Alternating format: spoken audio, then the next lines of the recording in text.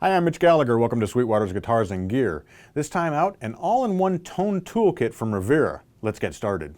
Today we're checking out the Venus Recording, a brand new amplifier from Rivera that allows us to take the exact same tool that we use in the studio on stage with us, have our same tones, and have a very easy system for recording direct, inserting direct into a live PA, or miking through a speaker cabinet. At its heart, the Venus Recording is a tube amplifier.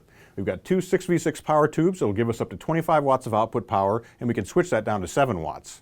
We've got 5 12AX7 preamp tubes, and those are used to drive 2 channels. We've got a clean channel, and then we can either foot switch or use a front panel switch to move down to the second channel, which is a gain channel. Each channel has its own tone controls, and we'll take a look at those because there are some nice shaping options built in there.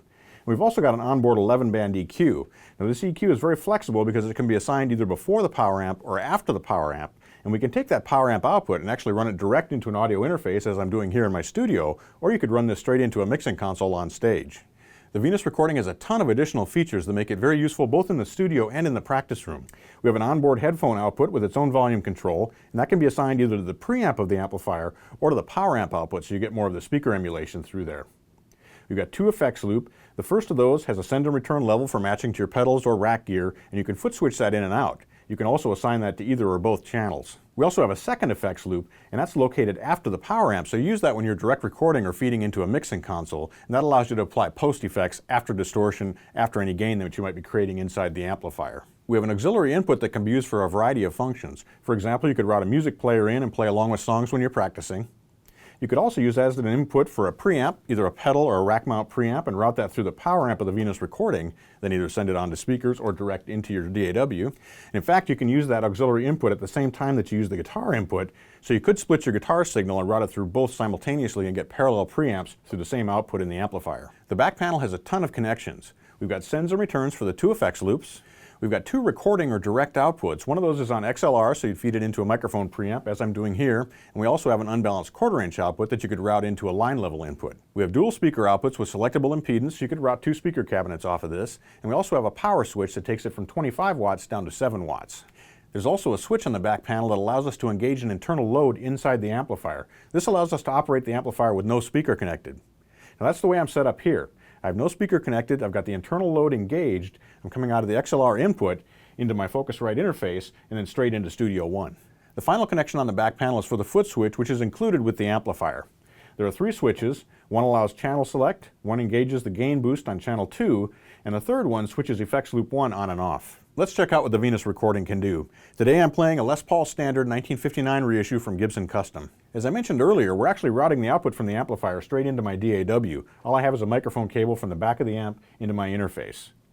And what I'm using to shape the tone is the 11-band EQ. Now the interesting thing about this is that in the manual, Rivera's provided a number of different speaker configurations that allow you to emulate the tone of different speaker cabinets. So for example, in this case, I've set it up like a Celestion Vintage 30 with an SM57 on it. Now we can assign that EQ either pre-power amp or post-power amp. If you use it pre-power amp, you're shaping the tone that's coming out of the preamplifier, what's coming out of these 2 channels.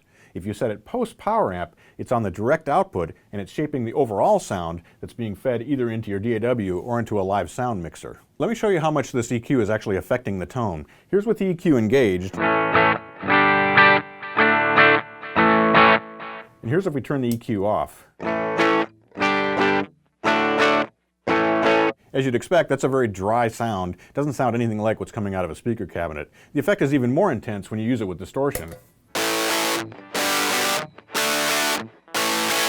And now we'll engage the EQ.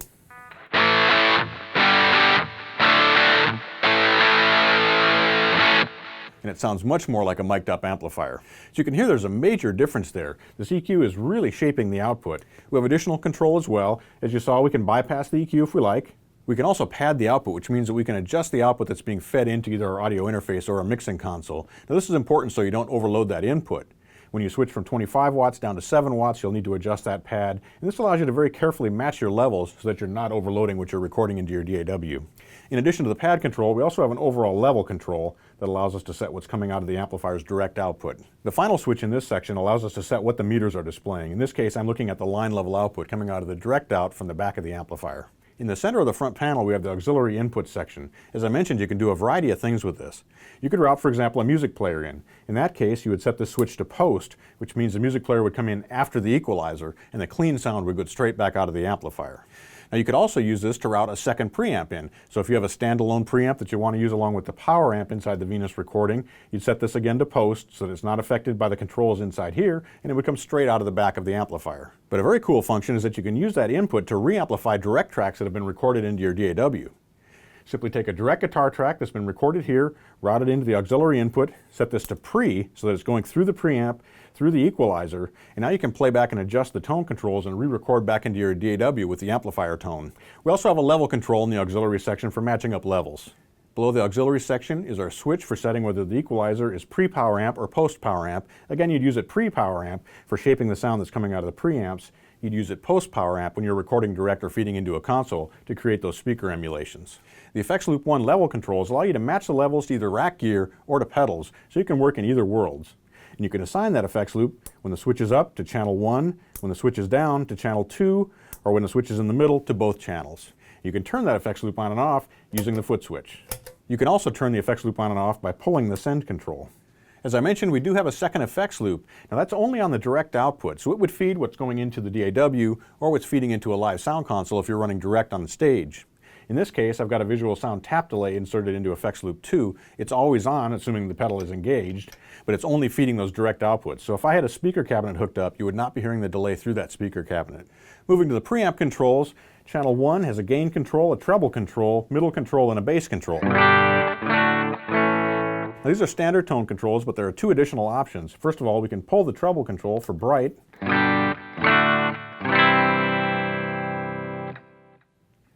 In addition, we have a notch control in the middle control that notches out the mid-range frequencies.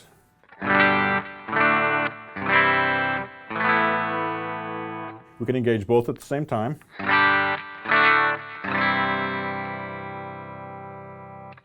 And with both switches defeated.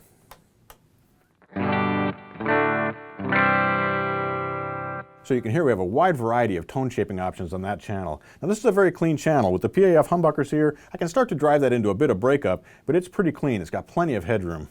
Now let's move down to channel 2. On channel 2 we have a gain control, bass, mid-range, and treble.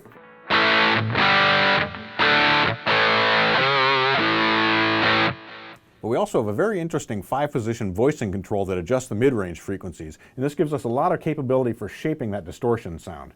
So here's with it turned all the way to the left. As we move that to the right, it'll start to scoop out the mid-range.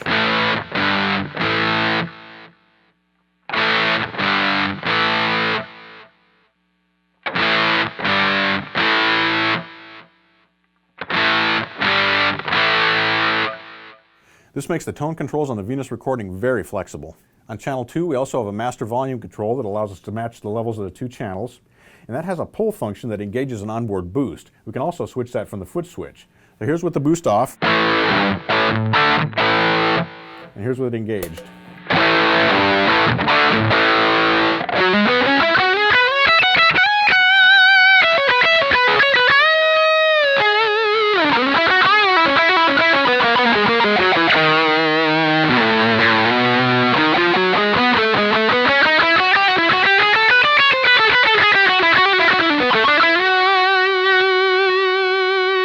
Finally, rounding out channel 2 is a presence control that allows us to shape the top end. We have a wide gain range available to us here on channel 2. If we dial back to about 9 o'clock, we'll get a lightly broken up tone. Nice for cleaner leads. Sweeter tones from the neck pickup.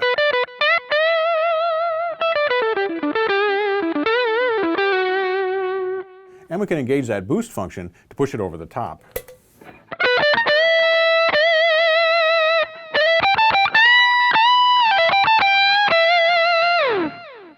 If we move the gain control to about 12 o'clock, we're starting to get into heavier distortion.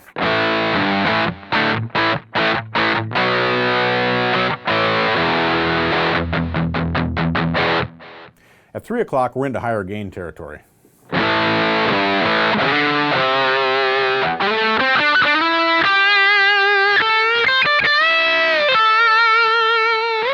And finally, all the way up.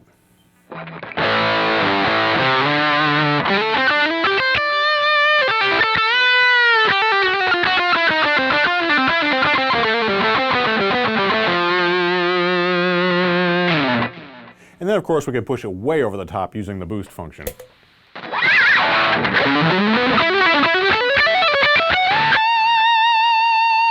If you're looking for a super versatile amplifier that's equally at home in your bedroom for practice, in the studio, or on stage, the Venus Recording is absolutely awesome. It can drive a speaker cabinet, so you can use it on stage with a microphone or in the studio with a microphone, or it's got that 11-band EQ that allows you to emulate speaker curves so that you can route direct into a live sound console without even using a microphone, or send it in the studio straight into your audio interface. If you combine that functionality along with all the additional features that are on board and the great tones that you can dial up with this amplifier, it's an absolute winner, perfect for any guitarist's tone toolkit. I hope you've enjoyed this look at the Rivera Venus Recording, and thanks for joining me for Sweetwater's Guitars and Gear. Be sure to tune in next time. We'll have more guitars, more amps, more effects, and we'll be making lots of music. I'm Mitch Gallagher.